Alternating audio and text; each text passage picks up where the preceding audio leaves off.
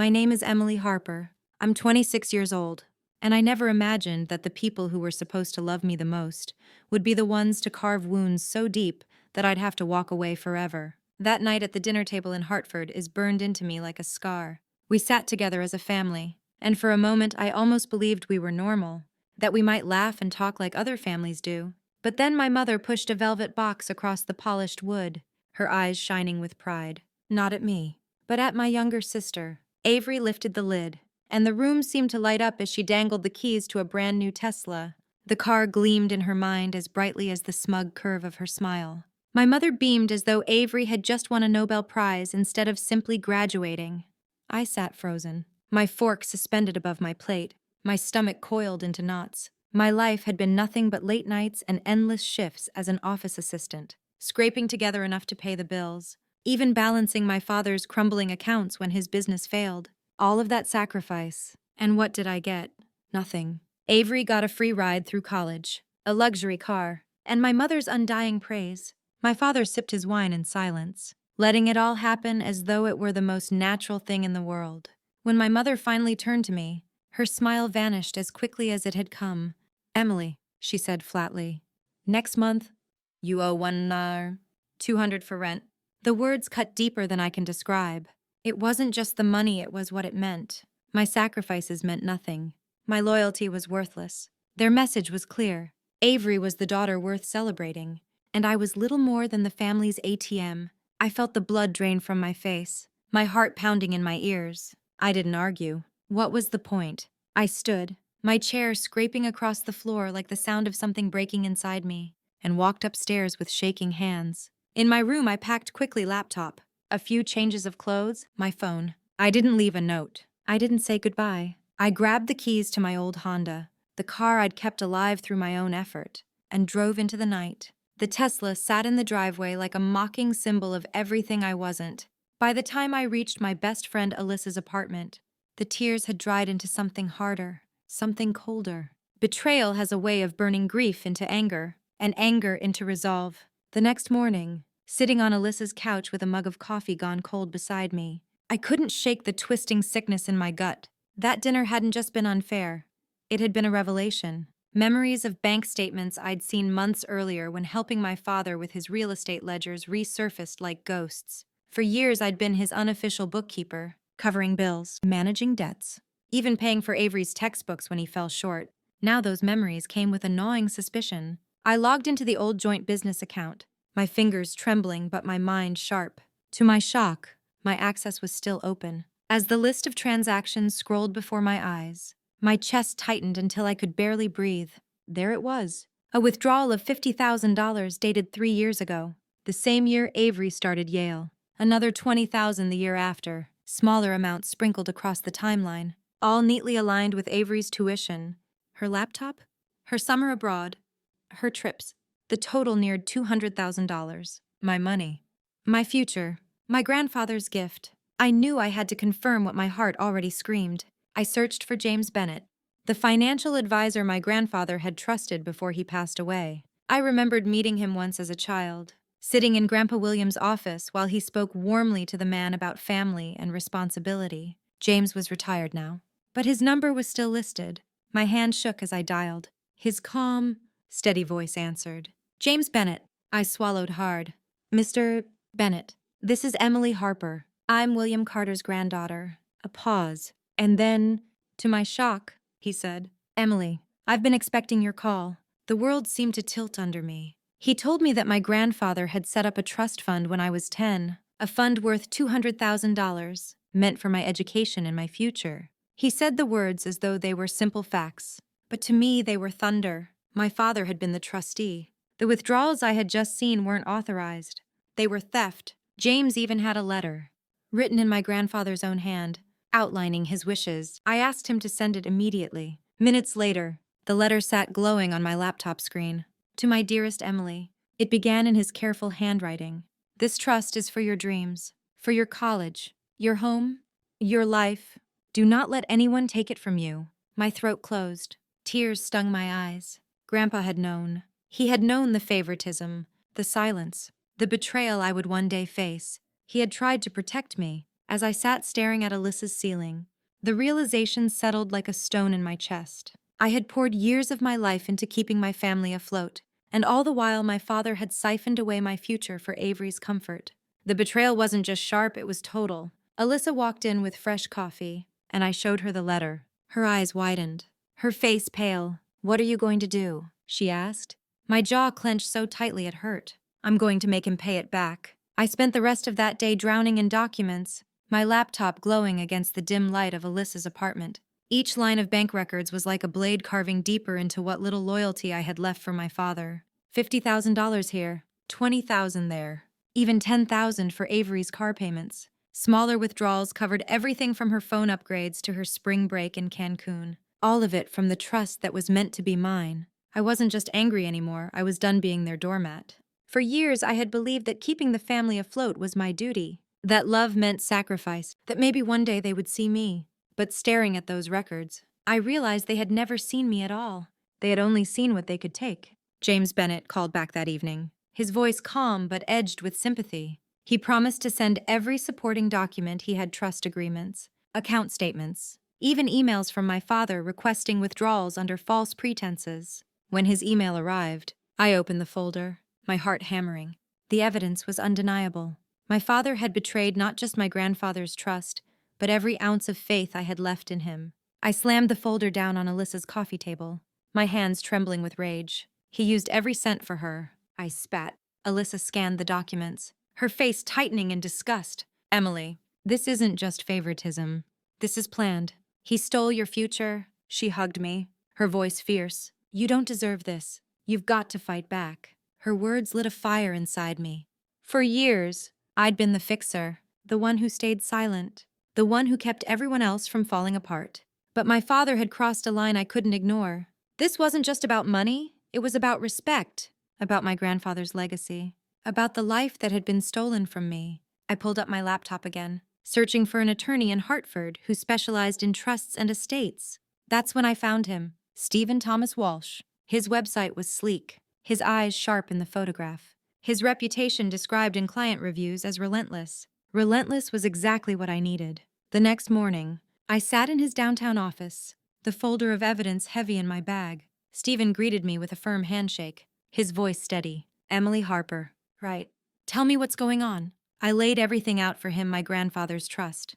The $200 zeros in. My father's withdrawals for Avery's tuition, her trips, her car. When I handed him the documents James had sent, he flipped through them with narrowed eyes. "This is a clear breach of fiduciary duty," he said. "As trustee, your father had a legal obligation to act in your best interest. Using the funds for your sister without your consent is a direct violation. We can sue for restitution, possibly even penalties." My chest tightened with a mixture of fear and relief. "What do we need to do?" I asked. His reply was simple but decisive. "File a lawsuit, demand a full accounting of the trust, and seek a court order to recover the funds." For the first time in years, I felt like I wasn't powerless. I handed over copies of every document I had, and Stephen promised to draft the complaint immediately. "It won't be quick," he warned, "but you have a strong case." I left his office with a clarity that was almost frightening.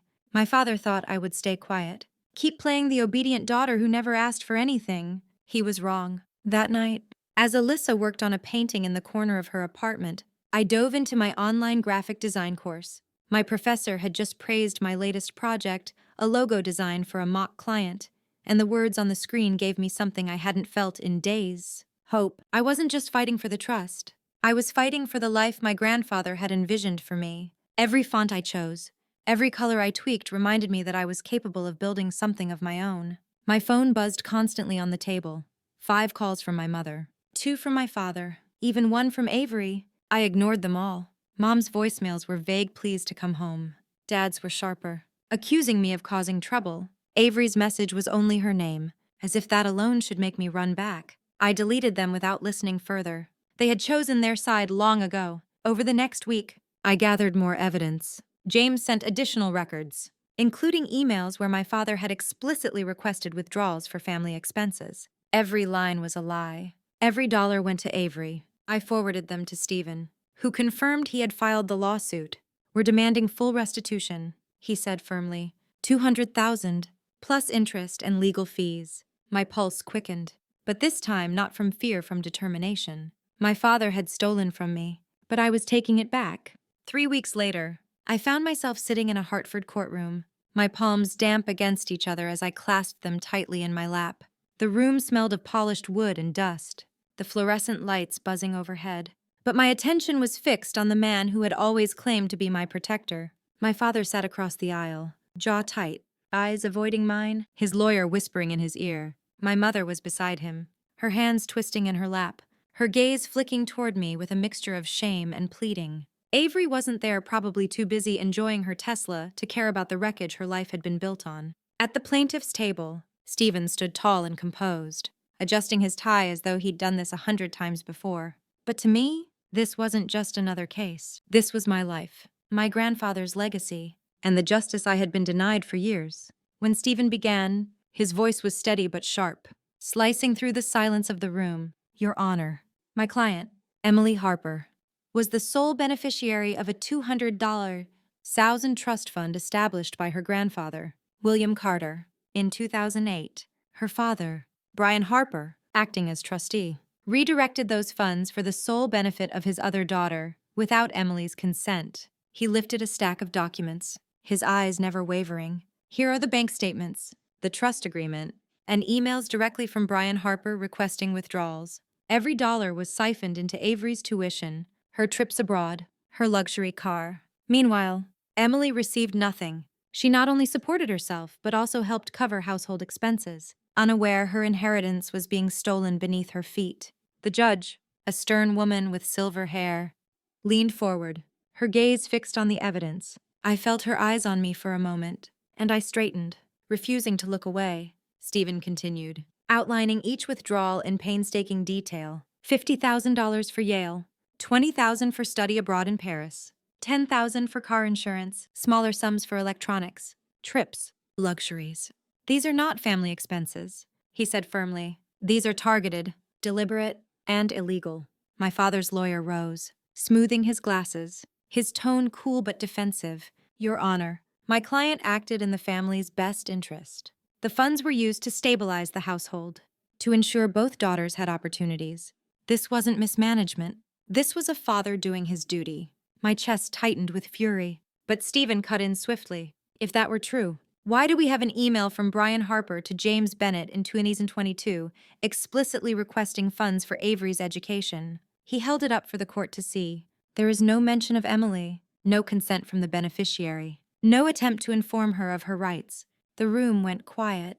My mother's face paled, and she mouthed something across the aisle. I'm sorry. Too late. Sorry meant nothing when she had stood by for years, watching me sacrifice while Avery lived in comfort. Sorry didn't erase the nights I'd stayed up paying bills, the vacations I'd never taken, the years of my life poured into holding together a family that had already abandoned me. The judge called my father to the stand. He walked with forced composure, his shoulders squared as though he still believed he could talk his way out of it. His voice was calm, almost rehearsed. I thought I was doing what was right for my family. The trust was family money. I used it to keep us stable. Stephen's cross-examination was swift, his words like a hammer driving nails into a coffin. Did Emily Harper consent to these withdrawals?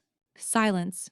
My father's eyes flickered, and for the first time, I saw fear in them. No, he admitted. I handled it myself. The courtroom stilled, the weight of that single word filling every corner. No. He had never asked me, never even considered me. The judge scribbled notes, her expression unyielding. Stephen handed her the final piece of evidence, a notarized letter from James Bennett, confirming my grandfather's intent. The words still rang in my head, etched into my heart. This trust is for Emily's education, for her future, for her life. My mother stood suddenly, her voice trembling, desperate. Emily, please, we didn't mean to hurt you. We were trying to help Avery, to keep her dreams alive. Can't you forgive us? Her tears slid down her cheeks, but I kept my eyes on the judge. This wasn't about forgiveness. This was about justice, about finally reclaiming the life they had stolen. The judge leaned back, exhaled, and delivered her ruling with the weight of finality. Based on the evidence, I find Brian Harper guilty of breach of fiduciary duty. The court orders restitution of $200,000 to Emily Harper, plus 25,000 in punitive damages for willful misconduct. Mr. Harper will also cover all legal fees. Your actions were a clear violation of trust law. My father's face went white, his mouth opening but no words coming. My mother gasped, clutching his arm as though she could hold him up through the collapse. I sat still, my heart pounding, but my body steady for the first time in years. The gavel struck, and with it, years of betrayal shattered. The trust was mine again, not just the money, but the belief my grandfather had in me, the faith he had left behind. Stephen turned to me, a small smile tugging at his lips. We did it. Emily, you won. I nodded, my voice low but sure. Thank you for everything. As we left the courtroom, my mother reached for me, her hands trembling. Emily, please, we're still family. We can fix this. I stepped back, my tone firm, unshaken. You made your choice. All of you did. My father called my name, but I didn't turn. I walked out of that courthouse with my head high. Alyssa waiting outside, her grin wide as she threw her arms around me. You nailed it. Didn't you? She whispered. I breathed deeply, for the first time feeling the weight lift off my chest. They're paying back every cent, I said, plus more. Outside that courthouse, the autumn air felt sharper, cleaner, as though the whole city of Hartford had shifted with the sound of the gavel. I climbed into Alyssa's car, her laughter bubbling as she squeezed my hand. You finally got what they owed you, she said, and for the first time in years, I allowed myself to smile. It wasn't triumph in the way people imagine. It was quieter, heavier, a mixture of relief and sorrow. Winning didn't erase the fact that it had been my own parents sitting across from me, my mother pleading, my father crumbling under the truth. But it was justice. And justice was enough. The following weeks blurred into a strange mix of paperwork, meetings, and silence from my family. Stephen called to confirm that the restitution and punitive damages had been processed. $225,000 now carried my name, every cent legally mine. It was more than just money, it was my grandfather's promise, finally restored. I withdrew enough to put a down payment on a modest one-bedroom apartment in Hartford's West End, a place with a small balcony and light that spilled across the walls in the mornings. I still remember unlocking the door for the first time, the metal cold in my hand, and stepping into the empty living room. The silence wasn't loneliness, it was freedom. Alyssa helped me move in, lugging boxes up the narrow stairs, joking about her gym membership finally paying off. We painted the walls a soft gray, strung up fairy lights across the balcony door, and set up a tiny office corner where I placed my laptop and sketchbooks. Standing there with a paint roller in my hand, sweat on my forehead, I felt something rare, pride. This wasn't a room in my parents' house, filled with expectations and demands. This was mine, bought not by their generosity, but by my fight, my resilience.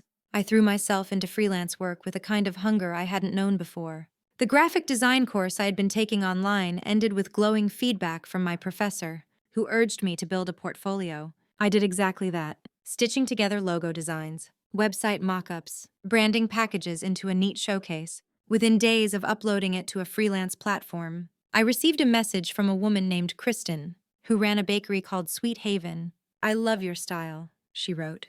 Can you rebrand my shop? Logo? Menu? Maybe even a website? When I walked into Sweet Haven for the first time, the smell of fresh croissants wrapped around me like a warm blanket. Kristen, with her sharp eyes and easy laugh, slid me a coffee and explained her vision. Modern, but warm, professional, but inviting. As she spoke, I found myself sketching ideas on a napkin, lines and shapes flowing almost unconsciously. She laughed when she saw the rough draft. You're hired, she said, her grin wide. It was the first time someone had looked at me not as a means to an end, not as a background character in someone else's story, but as someone capable of creating something worth celebrating. Back in my apartment, I worked late into the night, refining her logo, experimenting with colors, adjusting fonts. Each design felt like a brick laid in the foundation of the future I was building. My phone buzzed constantly, but I ignored it. 35 missed calls stacked up over 2 weeks. 20 from my mother, 10 from my father, 5 from Avery. Their voicemails shifted from pleading to demanding, from apologies to accusations. You're tearing this family apart. We just need to talk. Emily, call me? I deleted them all. They had already torn the family apart years ago when they decided I was disposable. I wasn't their fixer anymore. The more I worked, the more alive I felt. Kristen adored the drafts I sent, calling them exactly what I wanted. She introduced me to her staff, showed me her plans for the summer menu, and slowly, our meetings shifted from business into friendship. Sometimes we'd sit in a corner booth, sipping lattes, swapping stories about long nights at work or failed attempts at bread baking. She became part of the small but growing circle of people who chose me for who I was, not for what I could provide. Alyssa remained my anchor, showing up with Thai takeout, cracking jokes when the weight of everything threatened to settle back onto my shoulders. Together, they reminded me that family didn't have to be defined by blood, it could be built, chosen, nurtured. Yet sometimes, late at night, I still felt the ghost of the life I had left behind. The image of Avery twirling Tesla keys in her hand haunted me, not because I envied her, but because it symbolized the years I had wasted trying to earn a place in a family that never valued me. My father's voice echoed in my head, cold and dismissive, demanding rent when he knew I had already poured everything into them. My mother's silence at that table replayed again and again. I would lie awake staring at the ceiling, the trust fund letter from my grandfather tucked safely in the drawer beside me. On those nights, I would read his words again. This trust is for your dreams. Don't let anyone take it from you. And each time, I felt steadier, stronger, more certain that walking away had been the right choice. 2 months after the court ruling, my new apartment buzzed with laughter and music. Alyssa had insisted on throwing me a birthday party, saying 27 deserved to be celebrated properly. She strung fairy lights across my balcony door, brought in a playlist of indie rock, and ordered a cake from Kristen's bakery iced with my name in looping script. A handful of friends filled the room, people I'd met through freelancing, others from Alyssa's art circle. The air was warm with chatter and clinking glasses, the smell of Thai food and frosted cupcakes mixing with the city breeze drifting in through the balcony. When Kristen arrived, carrying a tray of cupcakes decorated with tiny sugar flowers, she grinned like we'd known each other forever. "On the house," she said, sliding them onto my counter. "You're officially my favorite client." I laughed, handing her a soda, "Only because I pay on time." She winked. And you make my bakery look good." Her voice was light, but her words settled deep. People were beginning to see me not as the background caretaker, not as the silent one keeping everyone else afloat, but as someone worth celebrating. Later, Alyssa raised a glass, her eyes glowing under the string lights. "To Emily," she said, "for building a life that's finally hers." The cheer that rose from the room wrapped around me like a shield. I felt a warmth in my chest I hadn't known in years. The kind of warmth that comes from being chosen, from belonging. These people weren't tied to me by obligation, but by choice, and that made them my family in a way my blood never had been. When the guests left, Alyssa stayed behind to help me clean. She stacked plates into the sink, glancing at me with a quiet smile. "You looked really happy tonight," she said softly. I paused, my hand resting on a half-empty glass. I admitted. Saying it out loud felt strange, but true. She hugged me tight, whispering, "You deserve it." For once, I believed her. Later that night, alone in the quiet, I opened the drawer of my desk and pulled out my grandfather's letter. The paper was worn, the ink steady and neat. "This trust is for your dreams. Don't let anyone take it from you." I traced the words with my finger, my throat tightening. He had known me better than anyone else ever had. He had seen what I could be long before I saw it myself. Folding the letter carefully, I tucked it back into the drawer. It wasn't just money he had left me. It was faith, a belief that I was worth fighting for. And I had finally proven him right. My freelance work blossomed after that. Word of mouth spread from Kristen's bakery to a local coffee shop that needed a poster design, then to a nonprofit that wanted a full branding package. Soon my little office corner overflowed with sketches, color palettes, and notes from satisfied clients. Every project felt like a brick in the foundation of the life I was building. I invested in a second monitor, bought a proper desk chair, and even treated myself to a shelf of design books. It was small, but it was mine, and no one could take it away. I still heard whispers about my family. A mutual acquaintance at the bookstore mentioned that my father's real estate business was unraveling. Clients had pulled out after news of the lawsuit spread. His reputation had shattered, his office space gone. For a moment, a flicker of pity stirred, but it vanished quickly. He had made his choices. He had stolen from me and never looked back. These consequences were his alone to carry. Avery, I learned, had moved to Boston, working in a cramped studio for a marketing firm. The Tesla was gone, sold off when her expenses outweighed her privileges. She was starting over too, though without the honesty of admitting how she'd gotten there. As for my mother, her name still lit up my phone from time to time, but I never answered. Their words didn't matter anymore. They had years to choose me, and they hadn't. The last message I received was an email from my mother, begging for one final chance to explain. I deleted it unread. Closure didn't come from their excuses. It came from me standing on my own 2 feet, building a life where their betrayal no longer defined me. One evening, Alyssa dropped by with her sketchbook. Excited about a mural project for a community center, we spread our work across my balcony table, the city lights flickering below us. She paused mid-sketch, glancing at me. "Do you ever think about them?" she asked. I shaded a corner of her drawing, my voice even, sometimes, but not the way I used to. "They're not my story anymore," she smiled quietly. "You're writing a better one." I leaned back in my chair, looking out at Hartford's skyline glowing steady against the night. She was right. My story wasn't about betrayal anymore. It was about resilience, about carving out a life that was wholly mine, about finding strength in the ruins and refusing to let them bury me. My grandfather's words echoed in my chest. "You are enough." And for the first time, I knew they were true. Thank you for listening to Emily's story of betrayal, justice, and rebirth. If you found strength in her journey, don't forget to subscribe to Vengeance Within for more stories that dive deep into the shadows of pain and the light of resilience.